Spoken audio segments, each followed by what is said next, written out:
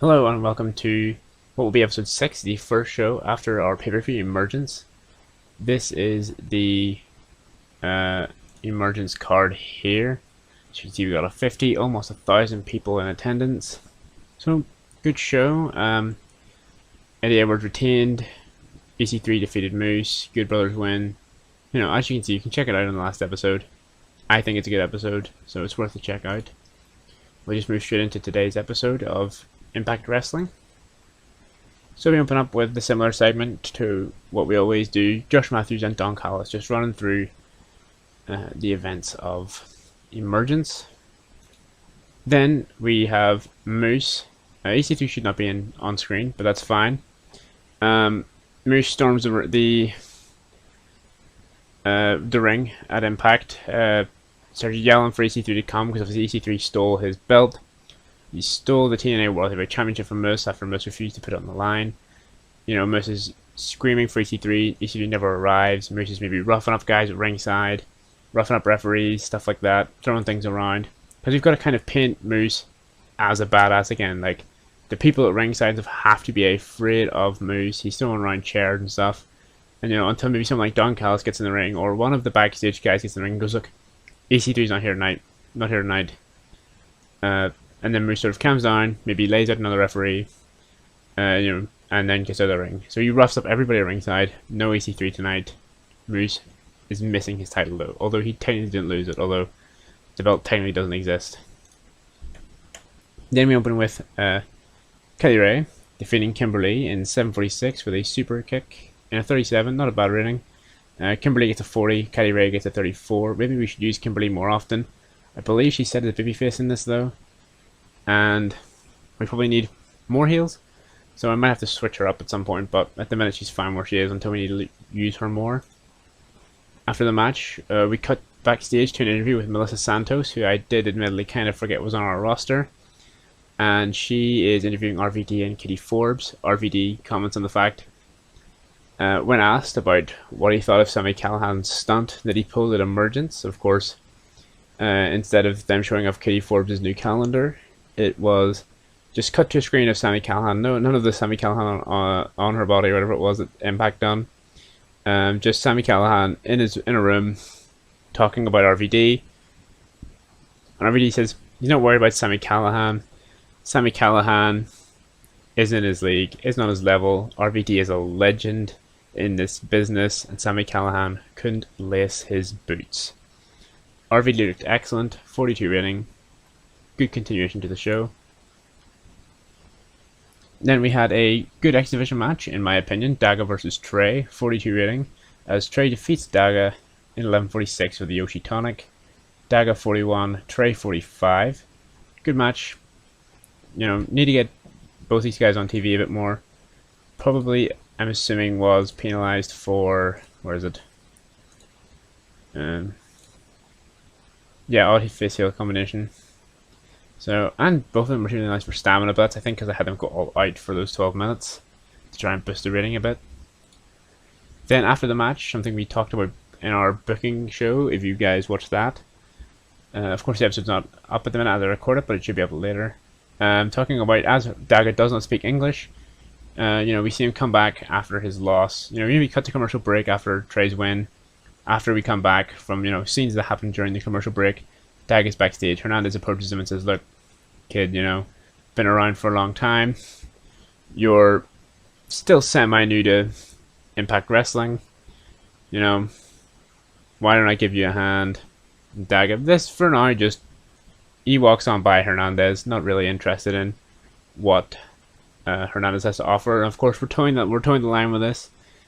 We're not looking to make another LAX. They just happen to fit together a wee bit, potentially, but they're not going to be like another LAX. 36. Chris Bay and Johnny Swinger are backstage. Chris Bay is celebrating the fact that he's still X Division champion. He's maybe talking to an attractive female backstage. When Swinger comes up and says, your Bay says, tell me the good news. Swinger says, you know, I got you what you wanted. I got you a great way to celebrate still being X Division champion. And Chris Bay's like, What is it? VIP lounge, big club, red carpet, celebration next week on Impact. What is it? And Swinger's like, nope, me and you, tag team match. We're on the road to tag team championship, glory. How does it sound? Bay 2 belts or something along those lines. And Bay is just, Swinger walks off thinking he's a great idea, and Bay just is not invested in the idea at all. 36 for this segment, not bad. Then we have our actual tag team champions defeating the Desi Hit Squad in 6 minutes after Shelley pins Raj Singh with an underarm snap STO 49 rating. Very good. I think that this whole recording 1 week at a time will actually really boost our ratings. Shelley got a 56, Sabin 52, Raju 37, Singh 28. Both teams get tag team specialist bonus. Good match. Pleased with that. Then we had the Motor City Machine Guns be interrupted in their celebration by Ace Austin and Madman Fulton, who play down their loss to Gallows and Anderson, of course, but say that they know that they can beat the older Motor City Machine Guns because there's nobody in that tag team division, or especially in the Motor City Machine Guns, like Madman Fulton, and they wouldn't have an answer for him. 41, not bad. This distraction then ends up with that should be Madman Fulton and not Madison Rain, so that's a L for me. But Ace Austin and Madman Fulton distract Shelley and Sabin, who are then jumped from behind by the North. As the North are jumping Shelley and Sabin, Austin and Fulton roll into the ring and start laying them out as well. Then the Good Brothers music hits, they storm the ring and lay out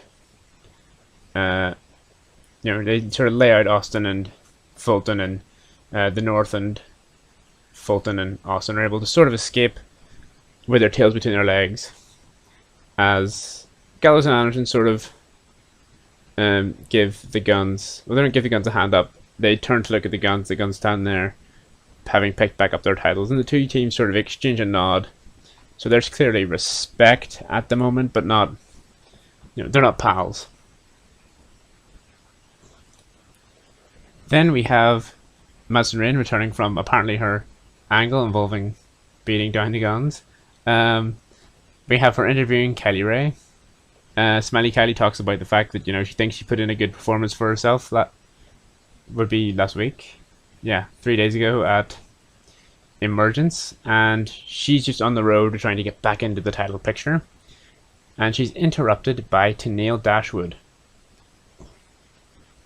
Tennille Dashwood interrupts and says, Kylie, great performance, sort of playing into Kylie's naivety, then suddenly sort of drops it, she's back in the division, back in town, and would love to mix it up in the ring with Smiley Kylie Ray. 41 rating, good rating for a segment that involves Kylie Ray. Might be Tennille Dashwood that's maybe putting that over. We'll see here. No, it seems to be a lot of Kylie's good work and Madison Rain's good work. But I think Dashwood is more over than Kylie Ray, so this will actually be a good story for her. Then we have the former Knockouts champion, Jordan Grace and Taya Valkyrie mixing it up in the ring. Obviously, again, we're trying to get Jordan Grace a win. 41's pretty good for this match. Grace getting a 43, Taya getting a 45, so you can see that clearly there's something there for Taya Valkyrie if we can get her involved in the title picture at some point. Good match. Pleased with how this is going so far, this show. 36, not as good, but Jordan Grace picks up the mic and calls out Diana Perrazzo, saying that she's not done with her yet, and she will have a one-on-one rematch with Diana Perrazzo, and when she does, she will take back her title. 36, not bad. Here comes this tag team match that Johnny Swinger promised Chris Bay. In a decent match, Falaba and TJP defeat Chris Bay and Johnny Swinger in 7:31 when TJP pins Johnny Swinger by a running single leg high cross knee strike after Johnny Swinger got wiped out after a spot of partner communication. Or miscommunication, sorry. As we should actually have had it be Bay that takes the pinfall.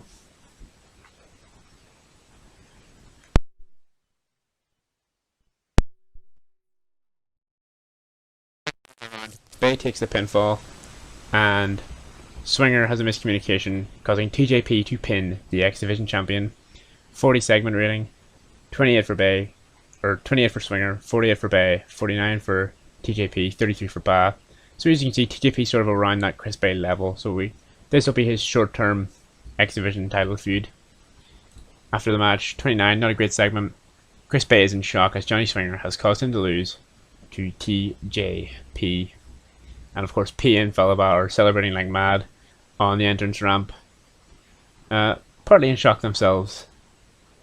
Then we have our TNA, or Impact Wrestling, sorry, World Champion celebrating his, essentially a night off. He's had a lot of in-ring work to do recently, and at the minute it seems like everybody's kind of tied up. There's not much for him to do.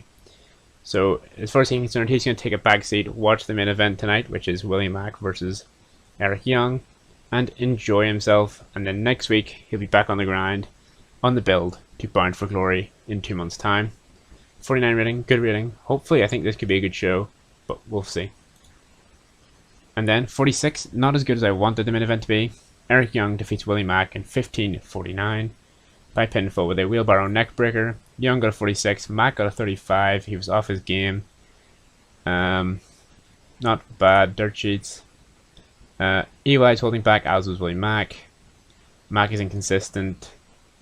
Hopefully this doesn't cause the show to fall down a wee bit. 236 people in attendance, by the way. And of course the closing segment to the show, 39 rating. EY again, he maybe gets a steel chair. He's trying to put Willie Mack out of commission. Take his frustrations in. Throughout the match, Eric Young will have looked crazy, manic, that sort of psychopath way that Eric Young plays so well. And of course, throughout the match, you'll have had Willie Mack be doing his best, hot, heated, angry babyface act. And as Young goes to put Willie Mack out of commission, Rich Swan's music hits. He comes charging out. He, sweeps Eric Young's legs. He dump tackles him to the ground, starts laying in fists. Eric Young rolls out of the ring and escapes this week. As we close sort of on the shot of an intense Rich Swann looking back at Eric Young. Maybe he's got a crutch in his hand as he's sort of waving at Eric Young in threat. Finish the show. 49, 34 regions we increased in. I think that should be good enough to actually not annoy our broadcast people. So this is a good start. I do think that we have fixed our issue of getting really bad ratings, because we're not going to run every single week at the same time, and this means I can keep a better track of who's not on shows, so I can put people on Explosion to keep them happy. And it also means if I want to bring in someone midweek, mid-month, I can grab him and he'll be back, and I don't have to wait until the whole end of the month to bring someone in and put them on TV. So thank you guys for watching. I think this has been a good start to our road to Bound for Glory, and I will catch you in the next episode. Peace.